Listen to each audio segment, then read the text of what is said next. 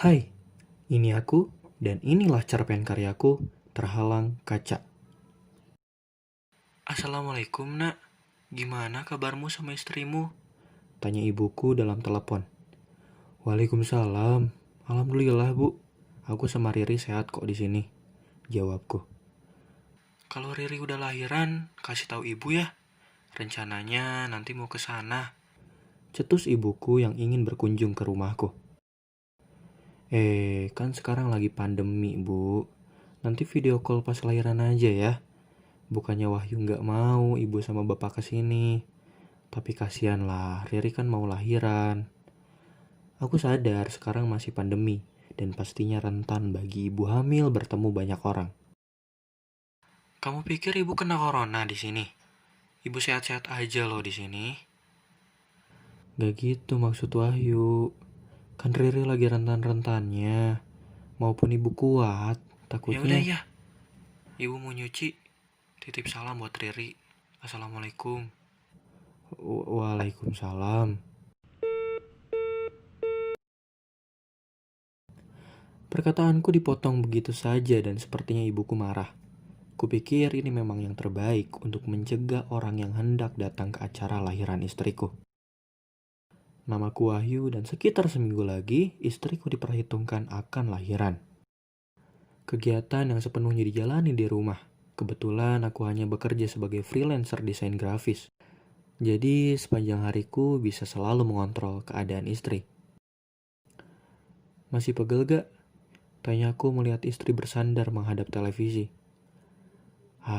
Udah biasa ini mah, jawabnya, mengelus-ngelus perut dan sedikit merubah posisi duduknya. Minggu pagi ini sudah memberiku banyak pekerjaan yang harus cepat diselesaikan. Tidak ada kata libur untuk seorang freelancer sepertiku. Hanya bisa memantau dari meja kerja memang sedikit mengalihkan seriusku dengan kondisi istriku. Malam harinya. Kok belum tidur? Tanyaku sehabis tuntas pekerjaan. Enggak kok, enggak apa-apa, belum ngantuk. Jawabnya yang terlihat ada yang disembunyikan lantaran HP yang tadinya istriku pegang seketika langsung ditaruh. Aku hanya geleng-geleng tersenyum dan langsung naik ke atas kasur. Mengelus-ngelus perut istriku sambil membacakan doa dan lagu asal-asalan hingga aku tertidur. Jam 4 pagi diriku sudah terbangun karena suara bel rumah. Istriku yang bangun duluan ternyata sudah berjalan menuju pintu. Aku yang sangat protek terhadap istriku langsung bergegas memaksa mata yang masih layu dan tubuh yang masih sempoyongan untuk menyusulnya. Cepet juga nyampe sini. Masuk Bu, Pak. Ucap istriku sembari membuka pintu dan langsung memeluk ibuku. Bu, kenapa tetap kekeh mau kesini sih?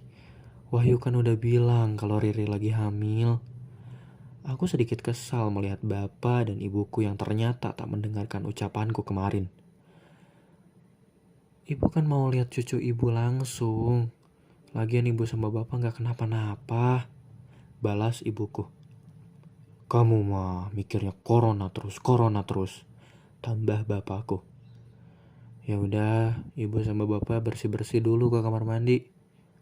Aku masih lesu untuk melanjutkan obrolan. Ibu dan bapak berjalan ke kamar mandi dan istriku baru bisa jujur tentang satu hal. Maaf ya, aku gak bilang apa-apa ke kamu. Semalam ibu ngirim pesan kalau mau berangkat ke sini. Terus suruh jangan bilang ke kamu.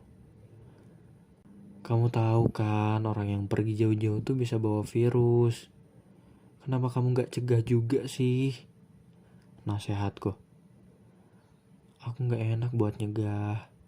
Lagian emang kasihan kalau ibu gak ngeliat cucu langsung kan. Tapi kasihan kamu. Kamu yang paling terpenting sekarang tuh.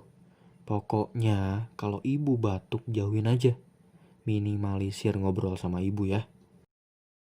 Aku seneng kamu ngelindungin aku. Perhatian. Tapi jangan sampai nyudutin ibu juga dong. Ibu kamu juga pengen nyenengin diri. Kasihan kalau kamu nyalahin terus. Aku tuh gak mau kamu. Mikirnya jangan yang aneh-aneh ah. Yang positif aja mikirnya. Semoga bayinya sehat nanti. Keluarga bisa senang dengar kabar. Aku minta maaf. Sehat terus ya. Yang kuat. Kataku langsung mengelus-ngelus perutnya. Aku beranjak pergi menuju kamar mandi untuk sekedar mencuci muka, lalu ke meja kerja mengecek pekerjaan. Kopiku buat dan terus saja aku memantau istriku yang tengah mengobrol dengan ibuku dan ayahku. Terlihat santai, tapi tetap saja membuatku cemas. Orang tua Riri memang jauh di luar pulau, menjadikan dirinya melahirkan tanpa harus ada orang tuanya berkunjung karena mengingat susahnya perizinan menggunakan transportasi di kala pandemi.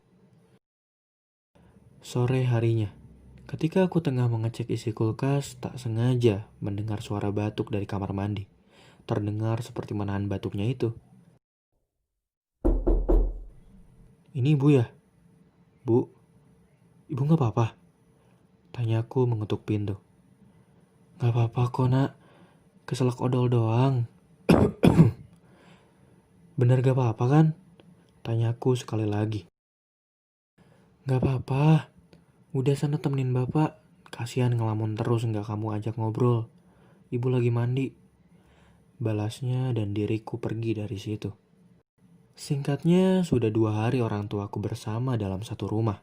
Aku tak fokus kerja hanya karena melihat ibuku yang mulai mengeluhkan batuk-batuk. Sesekali ku peringatkan pada istri untuk sedikit mengobrol dengan ibu.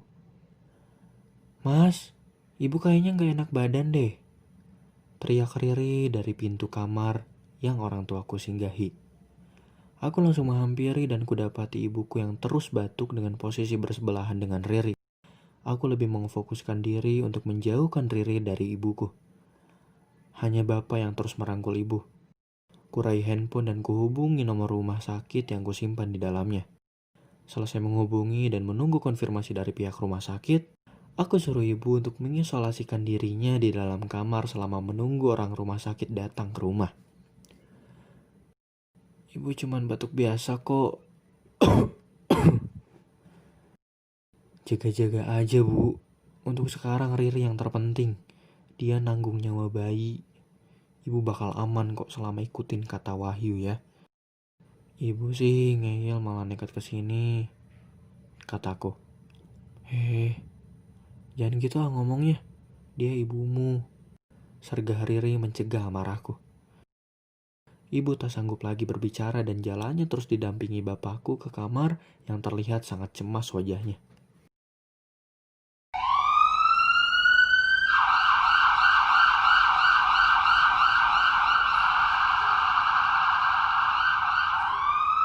Suara ambulan yang semakin dekat diiringi banyak seruan warga akan hal ini. Wahyu, ibu takut, ucap ibu dalam kamar. Ada 3 orang berpakaian lengkap APD kesehatan dan salah satunya terlihat menggendong tabung disinfektan. Kerumunan warga tak bisa dihindari karena kejadian jarang seperti ini pastinya membuat ramai warga sekitar. Ibu-ibu, bapak-bapak, mohon jangan berkerumun. Kami sedang menjalani tugas, tolong jangan halangi tugas kami. Seru salah satu petugas. 2 orang membawa ibu dan satunya menyemprotkan disinfektan di belakangnya. Diharap semua keluarga ikut ke rumah sakit ya, karena akan dijalankan swab test semuanya. Antisipasi aja. Petugas menyuruhku, Riri dan bapakku untuk ikut juga. Saya bawa mobil sendiri aja pak, istri saya lagi hamil, ucapku. Petugas membolehkanku dan aku segera mempersiapkan mobil dari garasi. Bapakku memilih menemani ibu dalam ambulan. Suasana semakin panik ketika istriku mengalami rasa sakit di perutnya. Kurasa memang sudah waktunya untuk kelahiran tapi memang dalam hitungan kalender belum genap 9 bulan. Mas, aku sakit banget, lirihnya. Sabar ya, aduh harus sekarang banget ya dek mau lihat dunia. Tahan ya, ih jangan nyubit aku juga dong, aku lagi nyupir nih. Tahan ya dede bayi, kataku. Dia terus mencubitku untuk menahan rasa sakitnya. Suara klakson yang kubunyikan di tengah-tengah kemacetan. Ambulan yang tak diberi jalan membuatku tak karuan. Sabar dong mas, teriak seorang pengendara motor dari sebelah kananku. Kubuka kaca jendela mobil. Saya bawa orang mau lahiran nih. Ini ambulan kenapa nggak dikasih jalan sih? Ucapanku ini membuat pengendara lain bungkam. Rambutku terus ditarik oleh istriku. Untungnya pengendara motor beramai-ramai memperingati mobil lainnya menyisakan jalan untuk ambulan dan mobilku. Sungguh salut melihat aksi mereka. Sesampainya di rumah sakit, aku, istri, dan bapakku dijaga ketat menuju suatu ruangan. Ibuku terpisah dengan penjagaan lebih ketat lagi dikarenakan sepanjang perjalanan batuk dan sesak napasnya belum berhenti. Istriku masih terus merasakan sakit yang luar biasa. Menaikkannya ke tempat tidur roda dan di depan pintu ruangan berkaca, diriku dipisahkan dengan istriku. Aku dan bapakku segera melakukan swab tes di ruangan yang berbeda. Selepas itu, aku diizinkan menunggu di depan ruangan berkaca tempat istriku melahirkan. Kaca yang masih tertutup kain biru menampakkan bayangan beberapa orang. Aku cemas, meneteskan air mata karena tak bisa mendampinginya. Berdoa terus, istrimu kuat yuk, ucap bapakku menepuk-nepuk punggungku. Terdengar tangisan lantang seorang bayi yang membuat napasku terhenti sejenak, berdiri dan berjalan cepat menghadap kaca ruangan. Kain gorden dibuka layaknya pertunjukan yang kunanti-nantikan. Terhalang kaca, itulah yang kualami sekarang. Anak bapak laki-laki, selamat ya pak. Untuk sekarang tidak diizinkan masuk. Bayi dan ibunya mau dilakukan swab tes yang sama, kata dokter. Aku tak bisa menggendong bayiku. Hanya berdiri di balik kaca ruangan, melihat istriku yang tersenyum dengan keringatnya yang membuatnya bersinar. Bayiku diletakkan dalam inkubator di samping istriku. Dia mengkodekan tangannya seperti memaksudkan telepon. Aku mengambil handphone dan istriku juga. Dia menelponku dari sana lalu berkata, "Azanin dulu bayinya." Mengarahkan handphonenya ke samping lubang inkubator dan diriku tak kuasa menahan air mata. Menggenggam erat handphoneku ini dan aku kumandangkan azan untuk anakku walaupun hanya lewat telepon.